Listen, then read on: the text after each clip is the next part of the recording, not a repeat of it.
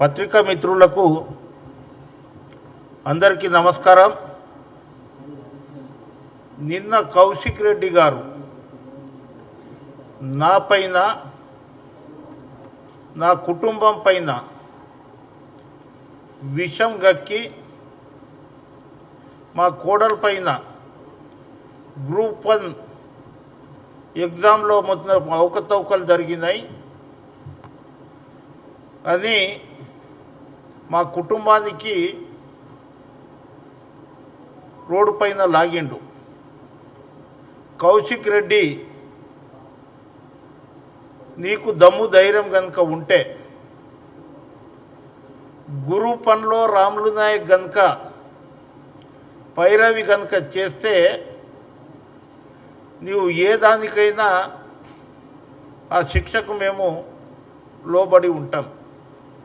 కానీ నీ లేక బ్లాక్ మెయిలర్గా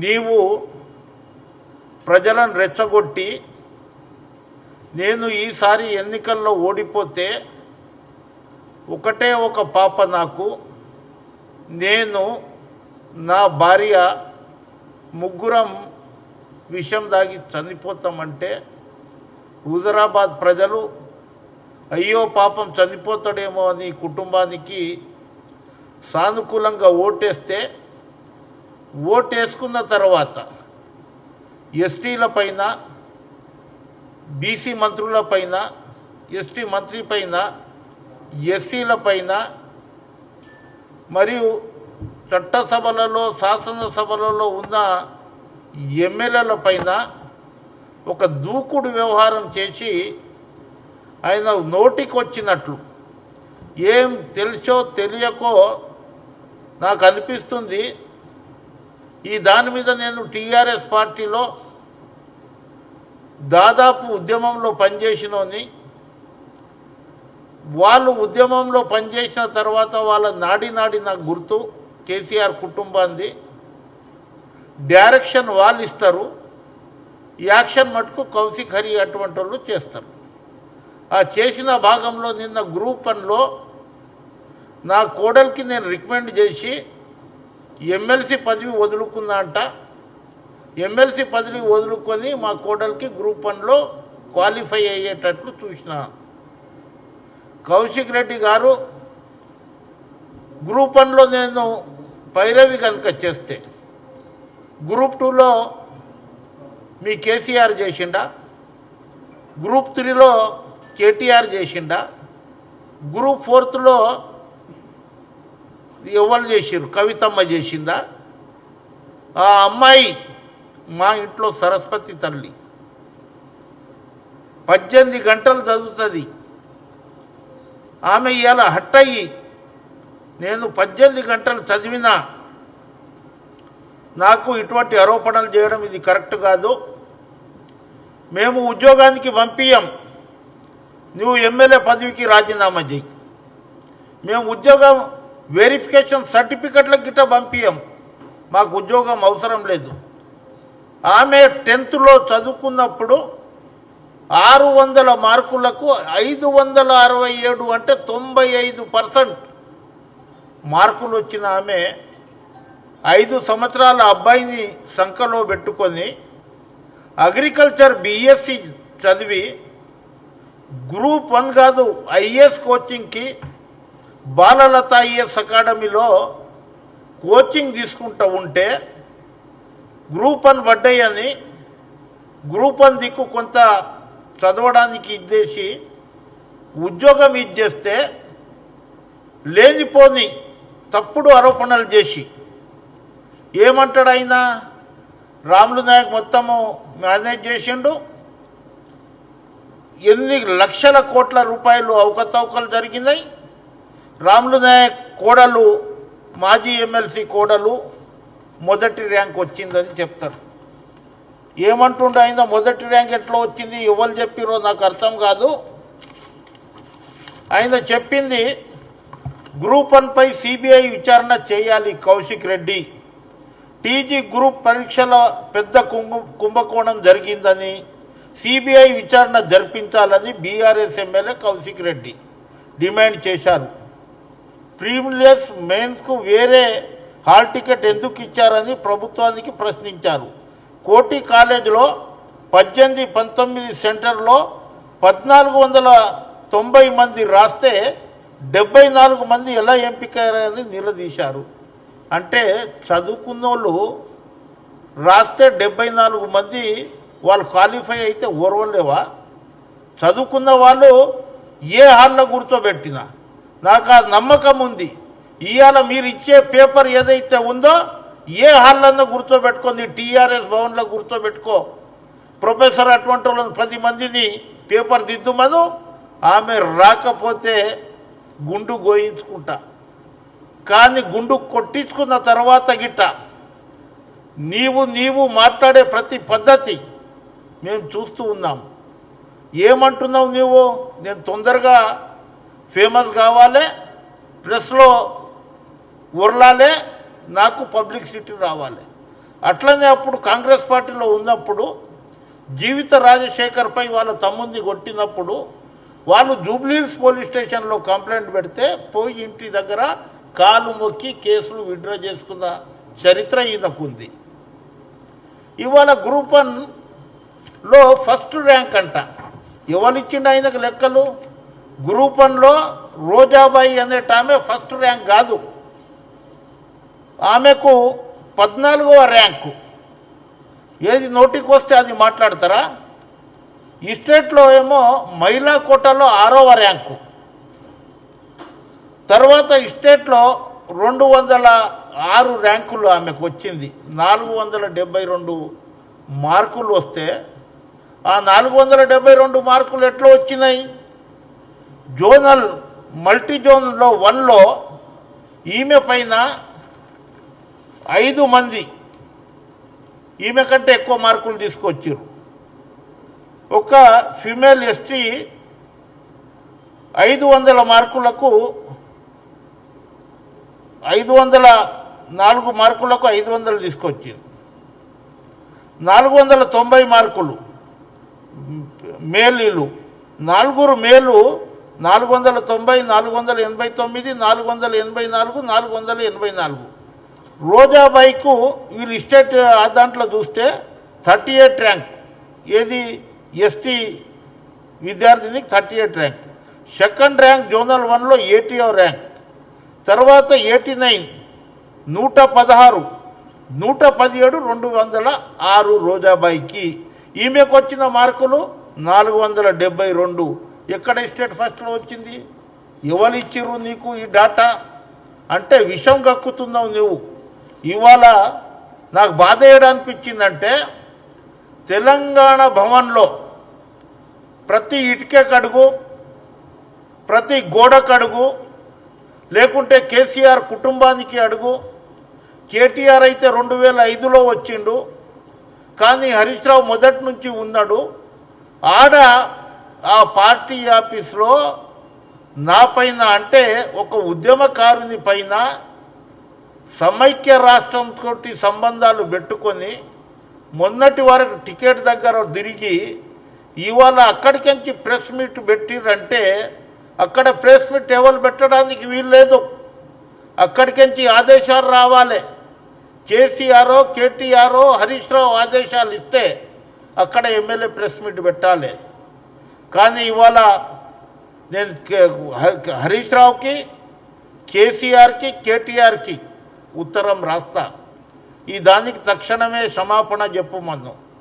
నీకు చిత్తశుద్ధి కనుక ఉంటే ఇటువంటి విధవలకు మీరు టికెట్ ఇచ్చి ఎవరిపైన అంటే వారిపైన దోలి.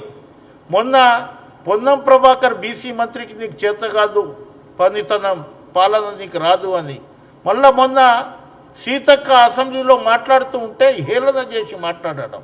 ఇవాళ ఏమో నా మీద మాజీ ఎమ్మెల్సీ రాములు నాయక్ అంట కొన్ని లక్షల కోట్ల రూపాయలు ఇచ్చినారని చెప్పడం జరిగింది. నీ లేక బ్లాక్మెయిలర్ కాదు నేను. కష్టపడి వచ్చిన కుటుంబం. తెలంగాణకు ఏం చేసినామో మీ కేసీఆర్కు అడుగు. నీ కేటీఆర్ అయితే 2005లో వచ్చిండు. వాళ్ళు డైరెక్షన్ ఇస్తే ఈయన యాక్షన్ చేస్తుండ్రు. ఏది చేసినా ఏమీ కాదు.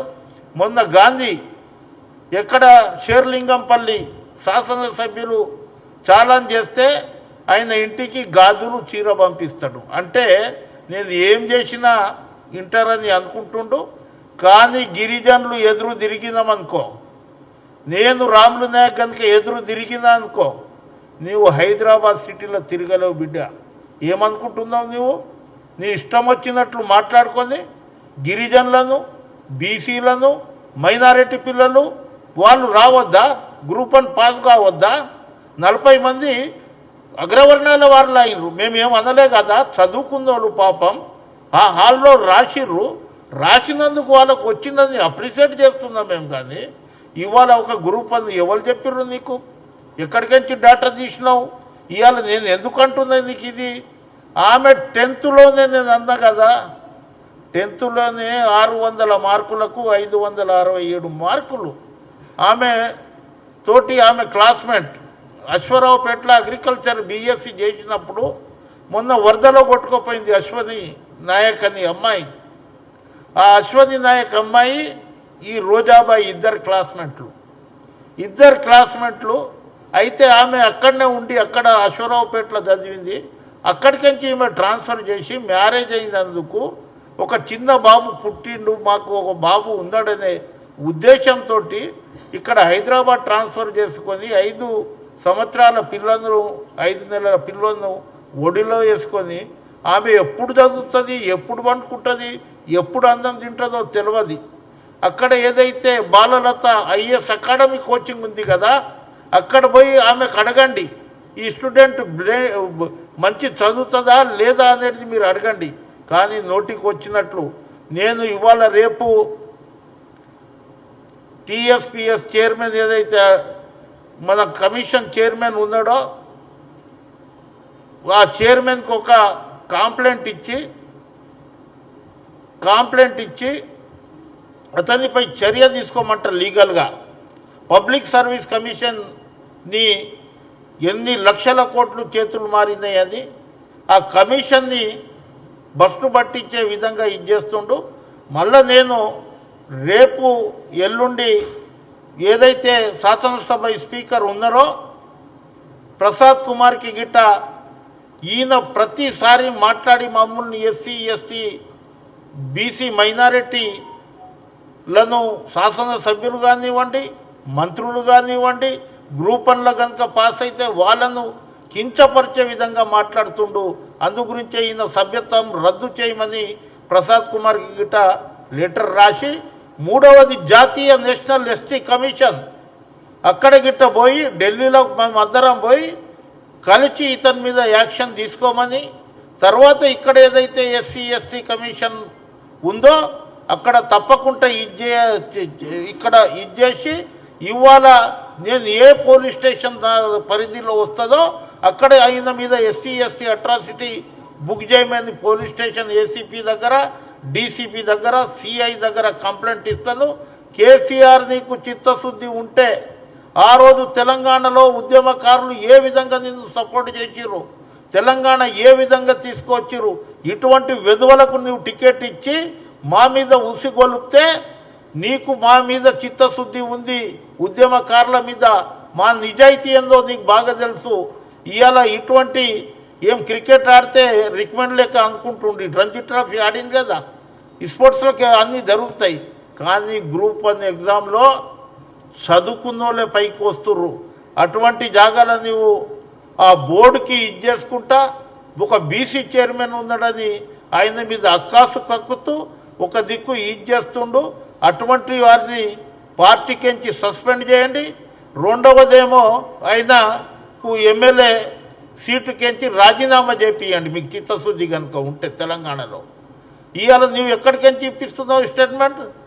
తెలంగాణ భవన్కించి నా మీద కాదు ఉద్యమకారుల మీద ఇచ్చినావు. హరీష్ రావు గారు మీ డైరెక్షన్, కేటీఆర్ గారు మీ డైరెక్షన్ ఆడు చేస్తుండు యాక్షన్. ఈ యాక్షన్ కనుక మీరు తక్షణమే మాకు సారీ అని చెప్పకపోతే ప్రజాస్వామ్య పద్ధతిలో మొత్తం గిరిజన సంఘాలు మీ అందరినీ ఇళ్లను ముట్టడిస్తాం. మీ వచ్చే ఏదైతే ఏమన్నా జరిగినా ఇటువంటి విద్యార్థులు హట్టయి ఏమన్నా చేసుకుంటే ఆ దానికి కేసీఆర్ కుటుంబము, కేసీఆర్కు సంబంధించిన పార్టీ, కౌశిక్ రెడ్డి ఎమ్మెల్యే అతడే దానికి ఇప్పటికే చదువుకున్న వాళ్ళు ఒక మానసికంగా బాధపడుతూ అయ్యో మేము 18 గంటలు చదివినాం కదా, ఇటువంటి ఆరోపణలు ఏంది, మేము గ్రూప్ 1 మేము క్వాలిఫై అయితే ఇదేంది, గ్రూప్ 1లో నేను చేసిన అనుకో, గ్రూప్ 2లో నీ అయ్యా చేసిండా రికమెండ్, గ్రూప్ 3లో హరీశ్రావు చేసిండా, గ్రూప్ 4లో కవితమ్మ చేసిందా? ఎందుకు విర్రవీగుతున్నావు? ఎమ్మెల్యే ఇవాళ ఉంటుంది రేపు పోతుంది, కానీ నీ సంగతి తప్పకుండా చూస్తా. నిన్ను హైదరాబాద్లో నేను దలుచుకుంటే మంచి మంచి పైల్వాన్లను ఇది చేస్తా, కానీ నువ్వు ఏదో అనుకుంటున్నావు రాములు నాయక్ తోటి పెట్టుకుంటే ఏమో అవుతుంది అనుకుంటున్నావు, కానీ తప్పకుండా నీకు తగిన గుణపాఠం చెప్తాననేది ఈ ప్రెస్ ద్వారా, గిరిజన సంఘాల ద్వారా, ఈ యొక్క ఉద్యమకారుని ద్వారా, ఒక పార్టీ వైస్ ప్రెసిడెంట్ ద్వారా నిన్ను హెచ్చరిక జారీ చేస్తున్నా. నీ లెక్క మీ పిల్లలను భార్యను తీసుకువచ్చి మేము విషం దాగి చచ్చిపోతామని ఎక్కడ అనలే. చదువు తల్లి, మాకు బాబాసాహెబ్ అంబేద్కర్ రాసిన రాజ్యాంగం ఉంది, జ్యోతిరావు పూలే సరస్వతి తల్లి ఆశీర్వాదం ఉంది.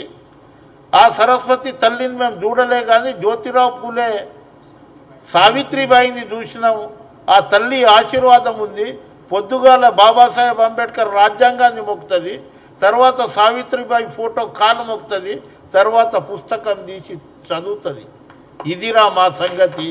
నీ లేక ఏదో కంప్లైంట్ చేసి నేను చనిపోతున్నా, నాకు ఒకసారి అవకాశం ఇవ్వండి అంటే నీకు హుజురాబాద్ ప్రజలు ఇచ్చిన అవకాశం అందరి మీద దాదాగిరి చేయమన్నా, అందరికీ నీవేమో కించపరిచే విధంగా నీ నరాలు తీసేస్తా కొడుక. ఏమనుకుంటున్నావు నీవు? ఇవాళ ఏమనుకుంటున్నావు? మాకు హైదరాబాద్లో ఒట్టిగా బతుకుతలేము.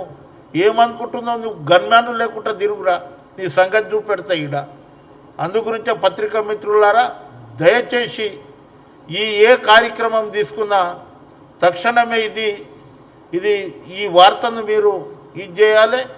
లేకుంటే చదువుకున్న పిల్లలు మానసికంగా ఆవేదనతోటి ఏమన్నా చేసుకునే ప్రమాదం ఉంది అనేది పత్రికా మిత్రుల ద్వారా తెలియపరుచుతున్నాం. ఇప్పుడు రియాజ్ భాయ్ మాట్లాడు.